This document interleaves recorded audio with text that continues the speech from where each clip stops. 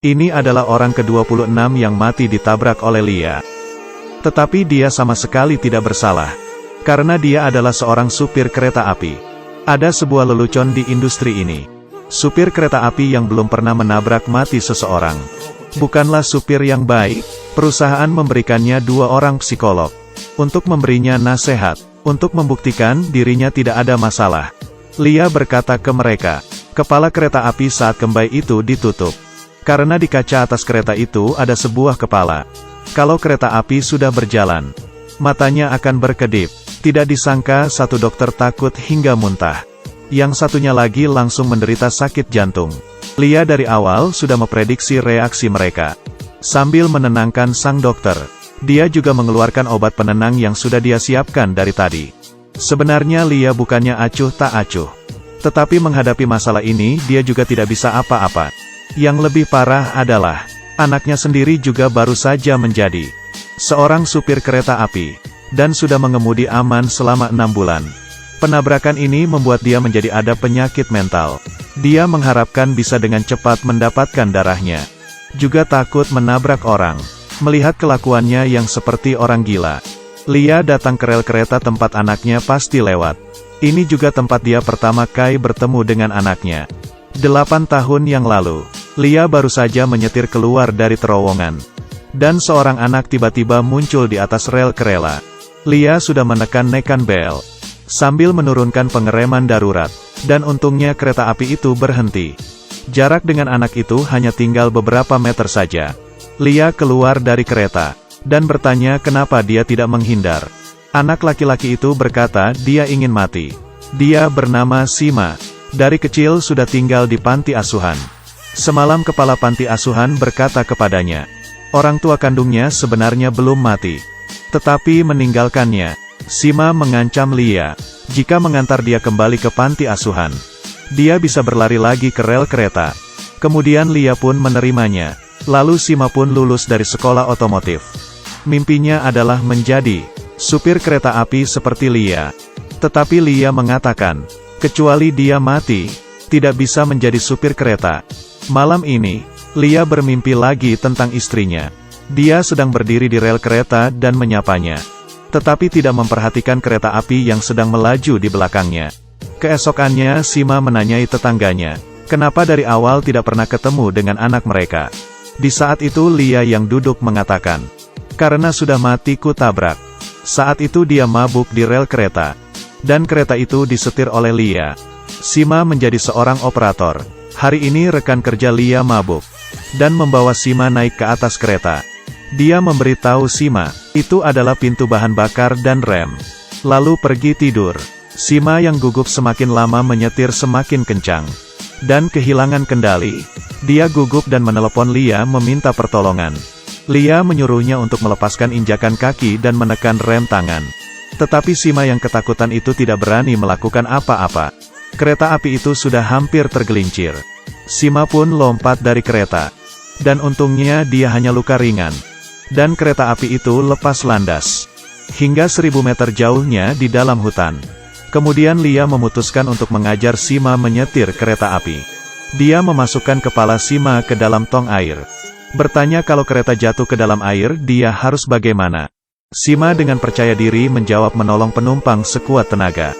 Tak disangka Lia memasukkan lagi kepalanya ke dalam air. Dan berkata kepadanya dia harus menolong dirinya sendiri dulu. Seorang senior berkata kepadanya, bila di atas rel kereta ada kendala, hal pertama setelah menekan rem tangan adalah berbaring di lantai. Karena bila tertabrak sesuatu bisa jadi akan menghancurkan kaca. Dan langsung terbang masuk. Sebelumnya ada seorang supir menabrak seseorang yang kupet. Akibatnya sebuah benda terbang dan menusuknya. Senior yang lainnya berkata, dia sendiri sudah menabrak 23 orang. Pertama kali pasti akan mimpi buruk. Tetapi semakin lama juga akan terbiasa. Dengan begitu dia menerima pekerjaan itu. Tetapi tidak disangka dia menyetir aman selama 6 bulan. Semakin lama dia semakin takut. Dia berharap dirinya bisa dengan cepat mengalami kecelakaan. Juga tidak ingin menabrak orang. Dia menyetir semakin lama menjadi lambat karena di bawah tekanan stresnya. Hingga setiap kali melewati suatu jalan, Dia akan berhenti sebentar memeriksa lalu baru berani menjalankannya lagi.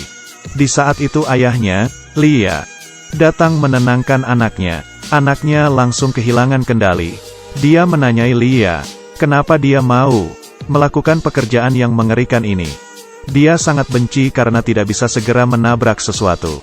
Meski itu hanya seekor ayam. Seorang kakek tua yang sudah mati juga tidak apa-apa.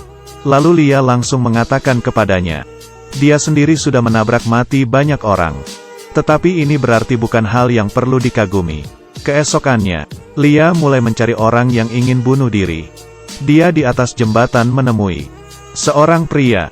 Tanpa menunggunya membuka mulut, orang itu menyuruhnya lompat di tempat lain.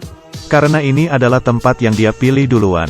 Lia pun menjelaskan, dia bukan datang untuk merebut tempatnya, tetapi ingin melakukan sebuah transaksi. Jika besok sore pukul 2.32, dia bisa melakukan tindakannya di sini.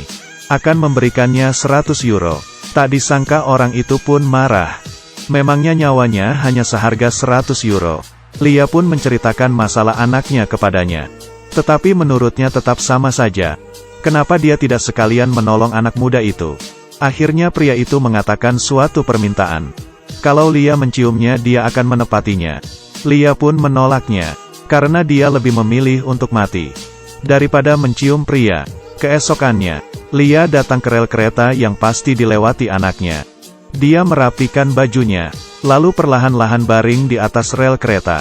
Dan ini adalah hal yang bisa dia lakukan terakhir kali demi anaknya. Di saat yang sama operator menelepon untuk menyuruh anaknya menambah kecepatan.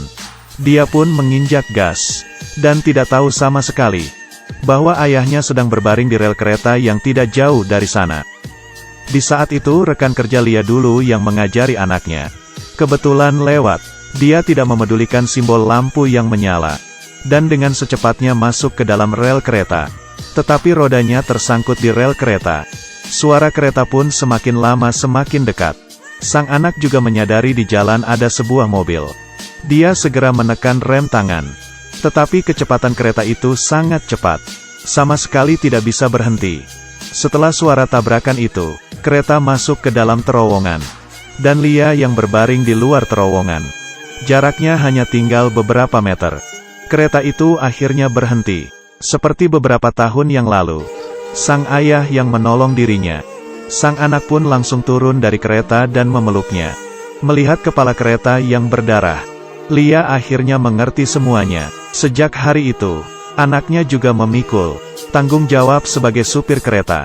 Beberapa tahun kemudian, Lia dan anaknya ke kuburan dengan membawa bunga. Memperingati nyawa orang-orang yang mati di bawah keretanya. Hingga saat ini, ayah anak ini sudah menabrak mati 35 orang. Ditambah kakeknya, jumlahnya sudah 75 orang. Dari awal tidak ada orang yang menghitung. Sudah berapa orang yang mereka tolong. Meski mereka tidak bersalah, tapi mereka sangat menyesal. Ini film pendek dari Siberian. Katanya supir kereta di sana rata-rata akan membunuh 20 orang lebih selama karir mereka. Biasanya korban ini selalu karena mabuk atau ingin bunuh diri. Atau yang tidak hati-hati lalu mati. Meski ini bukan salah supir kereta, tetapi selama hidup mereka dipenuhi rasa kecewa dan penyesalan. Lia dengan matanya sendiri melihat nyawa istrinya mati di bawah kereta. Dan sudah menabrak mati anak teman baiknya. Dan temannya menabrak mati neneknya sendiri yang sudah membesarkannya. Setiap supir di dalam film ini selalu mempunyai rahasia yang orang tidak tahu. Film ini menceritakan pemahaman tentang hidup dan mati. Dengan cara yang dramatis dan mencela diri sendiri. Mungkin setiap profesi di saat tempat yang tak terlihat memiliki suatu hal yang tak tertahankan. Tapi betapapun kejamnya fakta itu, hidup tetap harus melanjutkan.